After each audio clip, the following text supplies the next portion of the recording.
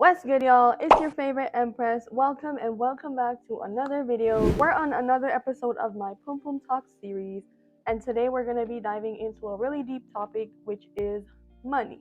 For those who are new here, I'm Ladania, but over here they call me Empress Moxie. And today we're going to be talking about money lessons that I wish my immigrant parents taught me before I got into my 20s. Before we hop into the PUM PUM Talks series, we're going to get into the outfit check. And I'm just wearing a simple set that I got from Amazon. I was running a bunch of errands today, so I had to wear something comfortable, I also got my nails done. They're orange. Since we're going into fall, I thought orange would be a really good color to transition into the new season. And they actually are. They're like popping. They make my complexion pop a little more too. And yeah, I'm really excited. Let's get into the PUM PUM Talks, where we talk about topics like these unfiltered. We get into the nitty gritty, and talking about money will be no different. We're gonna be truthful and honest about this journey, especially in our 20s. For starters, money is very important as we get into adulthood. Money solves a lot of our problems, and we should be realistic about that. We shouldn't be ashamed to say that, oh, my life could be better if I had this amount of dollars, because there is truth in that. As a woman, I am one of the most expensive creatures on this earth because it costs a lot to look like this. And I'm not even at my final stage yet, so imagine that. But ever since getting into university and adulthood, my relationship with money has changed a lot because I've gotten to see what my parents had to go through raising me and my brothers. So not only are my parents immigrants, I'm an immigrant too because I came to the United States in 2012. I didn't understand that I was poor, and I put quotations on that because poor is a mindset. Okay, I didn't know that I was poor until I came to America, and people would make fun of the fact that my mom brought me to Goodwill to get clothing, because girls would ask me, oh, your outfit is cute, where'd you get that? And I would say proudly, we got it at this store called Goodwill. I just thought Goodwill was just a regular store, but it turns out Goodwill is where poor people go to shop. We had just gotten to America, we're adjusting to things, and there's no shame in our game, because why would we come to a new country where we're not familiar with and spend all our money that we do not have, right? So I quickly learned to understand class and status when I came to this country. Looking back to my upbringing in Jamaica, it was not something that felt poor to me because I had community, I had culture, I had a lot of things that I don't have now in this country. A lot of times throughout this video, I'll be comparing a lot in cultural and economic differences between Jamaica and the United States, because those are the two economies that I currently have the most understanding to compare. So if you're watching from a different country, maybe just listen for the United States portion of things. We're gonna start off with the first segment of money being debt. Managing debt wisely is key. It's not that my parents didn't tell me that debt exists, it's that we were all learning at the same time about the system of money in this specific country when it comes to debt.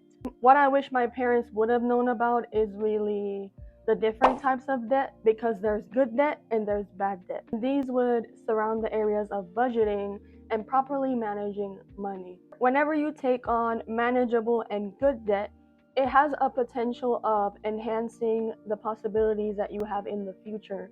A great example of good debt is going to be student loans. If you're in a degree field that's going to be in demand even after you graduate, for example, doctors, engineers. So elaborating on best practices when it comes to debt, we're going to want to differentiate on the different types of debt. Good debt looks like investment in our education, starting a business, or getting a loan to get a house, because those are things we actually need. Bad debt would be high interest credit cards, which is something that is a huge trap that they have in American society as soon as we turn 18. Y'all, as soon as I turned 18, the amount of credit cards that they sent me in the mail should be a crime. Luckily enough, the money culture in Jamaica is whatever we have in Jamaica, we actually own as a poor group of people. If we do decide that we want a car, we want a house, we want a this or we want a that, more than 90% of the time we fully own it. For example, if my mom is ever to purchase a car, I always notice that she purchases her car in cash, in full. She doesn't ever leave space to owe anything until she started to learn about good debt, which is like paying off certain loans. Then she would be like, okay, I'm gonna leave a little bit of a balance so that this could build my credit score. That's the only reason I will see my parents have a balance to owe somebody. But a lot of times in Jamaica specifically, if you see somebody with a car or a house or whatever, they have paid for it in full and they own it. And I think that type of practice is really good to eliminate and prioritize managing debt properly. Which brings me into the next section, create a budget. It's important for us to track our income as well as our expenses so that you know what's coming in and how much of it is going back out. And this comes real handy whenever we're paying off debts because we'll have an idea of exactly how much we're gonna be putting towards. Another best practice when it comes to debt is gonna be having an emergency fund. Establishing an emergency fund with 3 to 6 months worth of living expenses is a best practice that I would tell anybody in their 20s and above to work on.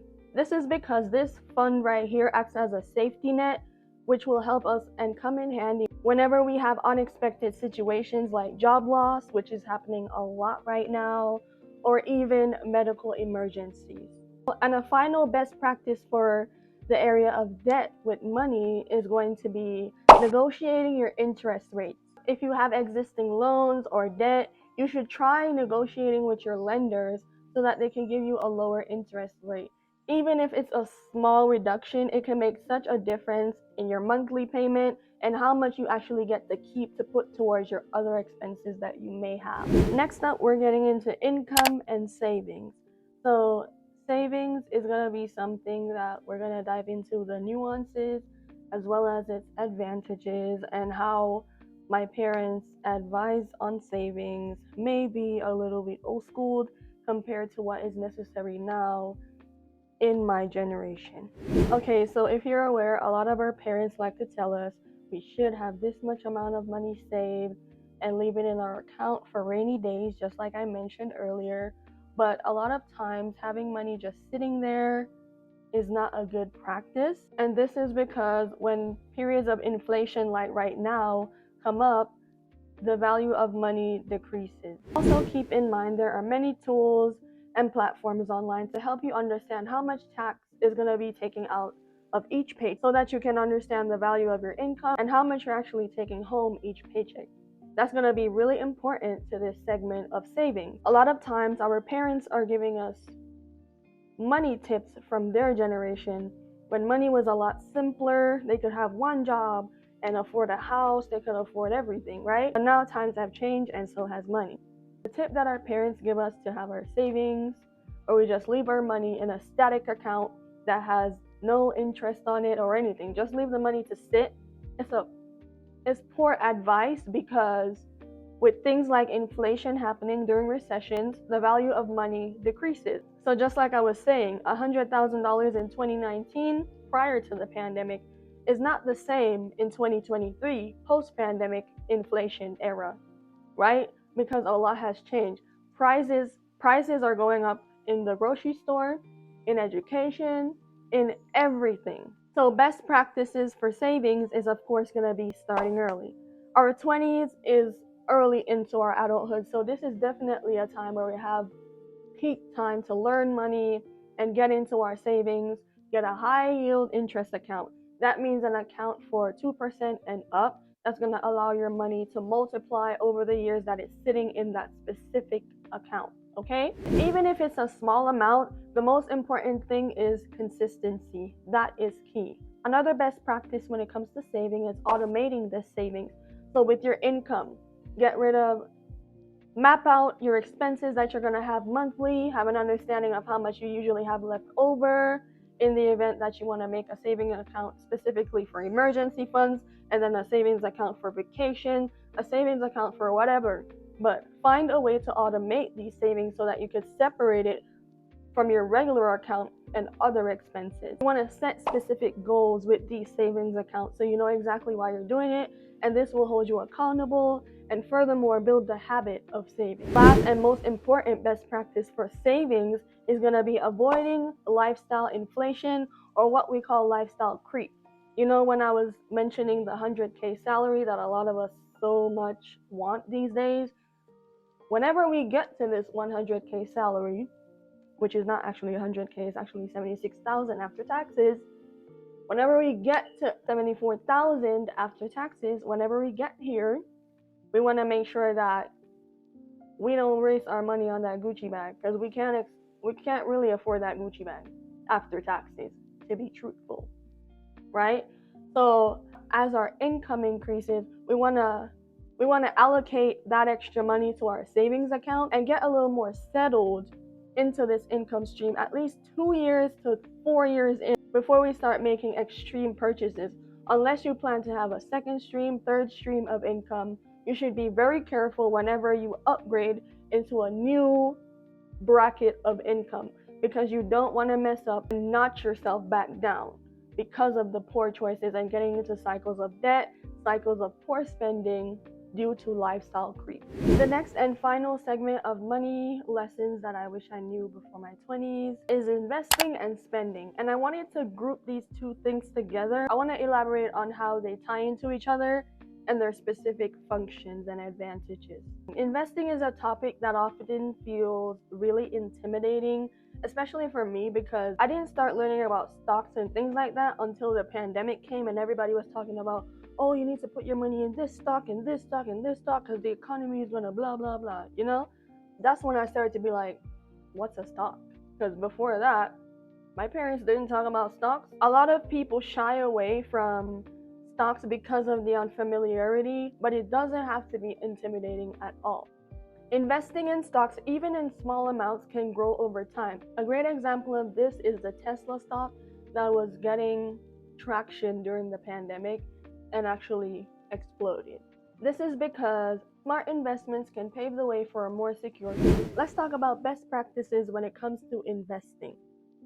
We want to understand the basics of investing in stocks, mutual funds, and other vehicles. And there are plenty of online resources and apps that can help us do this, especially in this day and age. Another important best practice for investments is diversifying what we're investing in.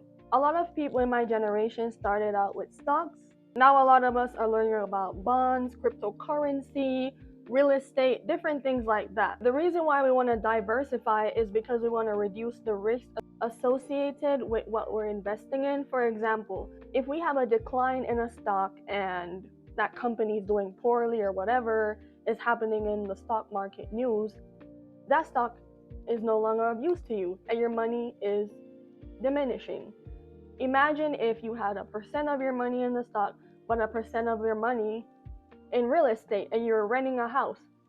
Renting is always going to be in demand, but this specific stock and this specific company is not always going to be in demand, and that company is not always going to be doing well because shit happens, right? So diversification is the key to a stable investment portfolio. Another best practice for investing, which I had to learn during the pandemic, is investing for long term. Because I don't know, when I noticed that my money was going down, I was like, I need my money back. I need what y'all got left back. But the thing is, investments will fluctuate.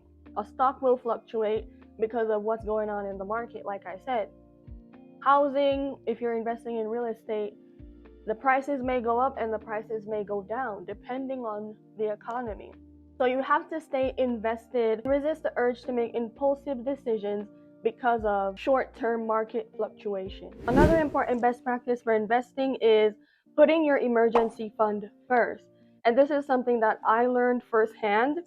So I would invest in the stocks, I would use all my stimulus money, blah, blah, blah. All that money we was getting in the COVID times.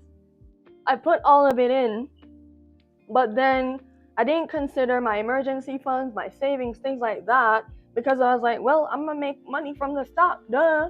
But because investing in stocks is a long-term thing, whenever unexpected things pop up in life, having to pull out of your investments, pull out of your stocks, pull out of those things is not the best practice, because then you're all over the place. So before making significant investments, always make sure that you have an emergency fund in place. This ensures that you won't pull out your money out of investments whenever unexpected expenses or emergencies come about. Now, let's talk about spending. Many times, immigrant parents will be very frugal. And by frugal, I mean cheap. They want the discount. They want half off. They want the best price for the biggest piece of meat. They're gonna tell you, no, I don't want that one. I want that one, the big one, for the little bit of money that I'm spending. You understand? They want to negotiate. They want to bargain everything. It's great to be frugal and understand the worth of your dollar so that you can save your money. But it's also important to prioritize enjoying life. Watching my parents do some sort of penny pinching sometimes ingrained in my brain a little bit that I should grasp my money, just hoard it, just hoard it. My parents could have taught me that it's okay to treat myself occasionally, but be mindful of impulsive spending. Instead, they were like, well, yeah, we have some money. Yeah, we have some money. You're wasting your money. Oh, that's what you went and buy. That's what you went and buy. Like, their mindset was basically like, just keep your money, just keep your money. And it was because of where we're coming from. We're in a place of lack when it comes to money as immigrants, because we're like, where we're coming from, we didn't know where the next dollar was gonna come in. Do you understand? So we tend to be very frugal. But what I've learned is that we just have to find the sweet spot between saving and enjoying things. When you can enjoy life and save, when you can enjoy life and save your money, you can look towards a more secure future. And since we've gotten into the best practices for investments, let's get into the best practices for saving. Number one is going to be budgeting for fun. You want to allocate some of your money for leisure and fun activities, just so you don't end up resenting your lifestyle and whatever you have going on in your life. Me personally, I believe it's important to enjoy life, but it's also important to do so within a budget so that you keep your finances on track. Number two is going to be differentiating between your needs and your wants. Clearly differentiate between necessary expenses like rent, mortgage, car notes, student loans, things like that, versus going out to eat every Friday. Always prioritize your needs over your wants. Number three is going to be avoiding impulse buys. This is something that I'm really good at thanks to my Jamaican parents, because whenever I would go to the store with them, they'd be like, put it back, put it back, put it back, put it back, put it back, put it back, put it back, put it back. That's their favorite phrase, and that's why I didn't care to go to Walmart all the time, because I was like, why am I going if I'm not going to get nothing? What's the point? So before making non-essential purchases, you should really think about it, like, how much am I going to have left after spending this? What do I need? What could I have bought instead of this? Ask yourself those questions whenever you're spending. Delaying gratification oftentimes leads you to understanding that you didn't need that one thing, you just wanted it. And maybe it wouldn't even have been useful past the one time you used it, right? Number four for best practices, and also most important for money in general, is reviewing it periodically. You want to use apps or spreadsheets to see where your money is growing. Majority of the banks that I put my money in, except for Chase, are credit unions. And they have tools like trackers that show exactly what my expenses are in, and they categorize them. So whenever I go into the banking mobile apps for these credit unions, I get to see what percent of my money is on miscellaneous. And miscellaneous most times means that it's things that I'm spending that I don't need, it's just want. This type of awareness highlights the parts where you can cut out because it's not a need. And when you cut out some of the miscellaneous, you can save more and invest. I know money is a touchy topic, so I thank y'all for allowing me to discuss these different areas with you today. Just like you, I'm still learning about a lot of these things, but but I wanted to do this breakdown on the areas that I'm most sure about at this time. These practices provide a foundation for financial stability, which is what I'm aiming toward. Personal finance is personal, so you want to tailor whatever section of this video to your exact lifestyle, your exact needs, and what you want, because not everything I spoke about in this video may apply to you, and maybe all of it applies to you, but just take what applies and use it to your best advantage. Use online resources, apps, and leverage yourself so that you can stay informed, disciplined, and consistent so that you can be well on your way to financial independence or whatever it may be. Before we close off this video, I do want to give a shout out to Lee Beck, that person who recently commented on my Pum Pum Talks video. This was the video where I was talking about how to know a guy is using you or you're entering a situationship if that's not what you want. If you haven't watched that already and you're interested in a topic like that, be sure to check it out under my Pum Pum Talks section of my YouTube channel. You can always thank me with a super thank or just giving my videos a thumbs up if you find them helpful. Leave comments if you have any questions at all in any of my Pum Pum Talk segments, and I'll be sure to respond to them. Thank you so much for watching, and I will see y'all in the next one. Bye!